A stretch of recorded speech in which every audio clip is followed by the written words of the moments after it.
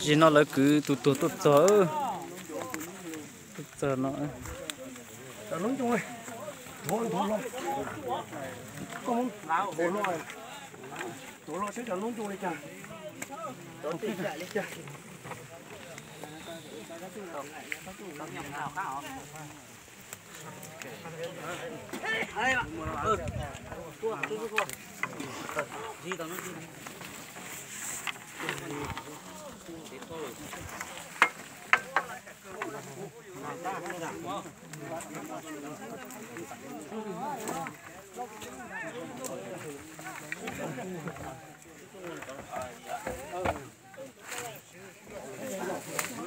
Xuống xuống mua. Tao lo mua.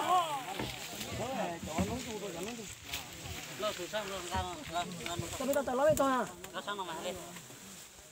Khô khỉ nó rồi. Giờ mẹ. Làm mất tôi rồi mà. Thắng chứ.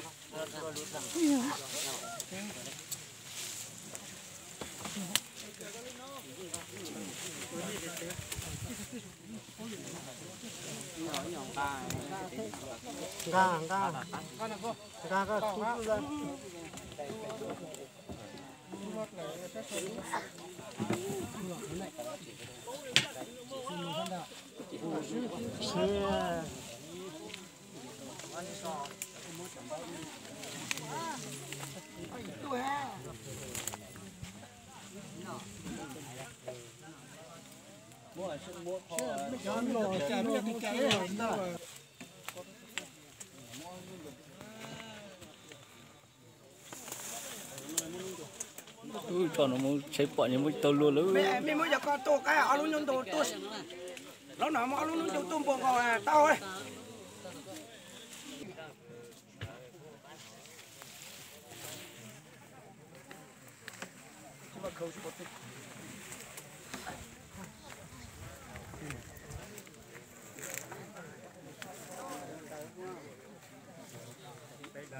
Chẳng đủ mà chứ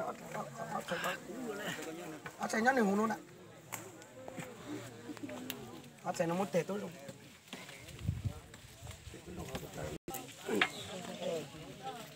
Tí nào lo to à? Tí nào? Có tôi. Mẹ tôi có giờ nó lấy thừa.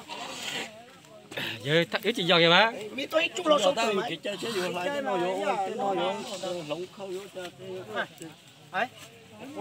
Ôi chè cho à. Đây được ôi chè lo. Cho bé bưng thôi.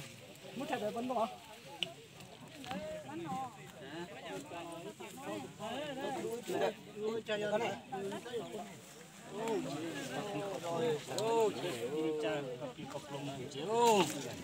Đó. Mà lấy món lột đồ cá mày này.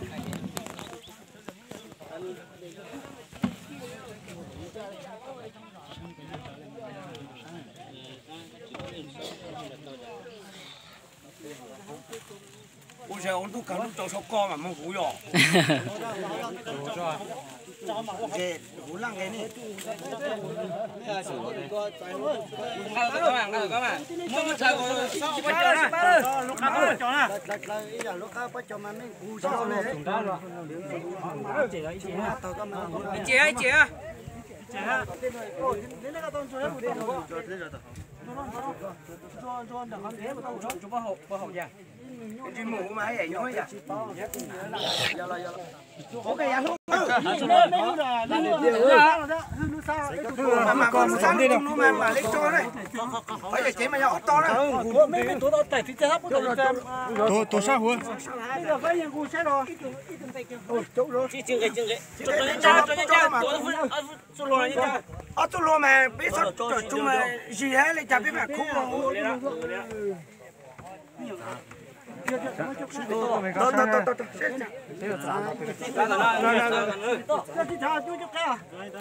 Chỉ mua đá tạm thì tao nói lắm. Nữa. Tôi bị có sai rồi rồi hay chăng? Biết sợ rồi các bạn. Đó biết sao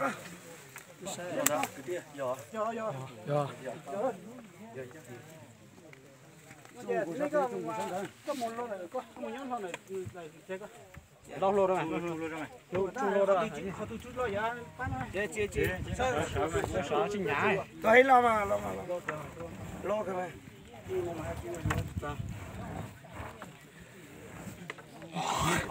không có